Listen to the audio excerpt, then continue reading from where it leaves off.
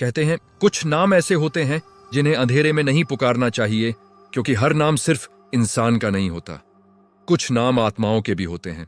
यह कहानी मध्य प्रदेश के एक छोटे से गांव की है, जहां आज भी 13वीं अमावस्या की रात लोग घरों के दरवाजे बंद कर लेते हैं, क्योंकि मान्यता है कि अगर कोई उस रात श्मशान में जाकर किसी का नाम 3 बार पुकार दे तो 13 दिन के भीतर उसकी मृत्यु तय हो जाती है। लोग इसे अंधविश्वास मानते थे, पर किसी ने इसे आजमाने की हिम्मत नहीं की, सिवाय 22 साल के रोहित के, जो शहर से पढ़कर लौटा था और अपने दोस्त अमन के साथ इन बातों पर हंसता था।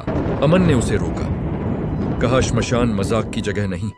लेकिन अमावस्या की आधी रात तेज हवा, झींगुरों की आवाज और दूर बजती किसी अदृश्य घंटी के बीच दोनों श्मशान पहुंच गए। जली लकड़ियों की गंध और आधी बुझी चिता के सामने रोहित ने हंसते हुए 3 बार चिल्लाकर कहा, अमन अमन अमन। नाम की गूंज सन्नाटे में खो गई और तभी एक बर्फीला झोंका आया, जैसे किसी ने कान के पास फुसफुसाया हो। सुन लिया मैंने। दोनों डरकर भाग आए, पर अगली सुबह अमन को तेज बुखार चढ़ गया।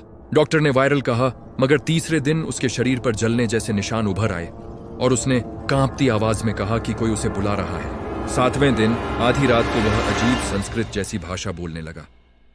उसकी आंखें लाल हो गईं और भारी आवाज में बोला, तूने मुझे बुलाया था, अब नियम पूरा होगा।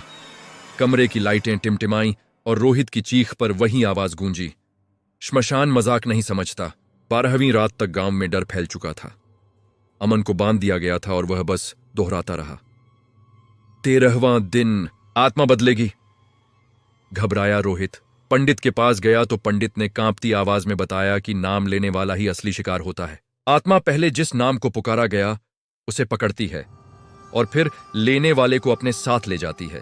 13वें दिन रात के ठीक 12 बजे अचानक अमन शांत हो गया, उसका बुखार उतर गया। सबने राहत की सांस ली, पर उसी क्षण रोहित जमीन पर गिर पड़ा। उसके शरीर पर वही जलते निशान उभर आए।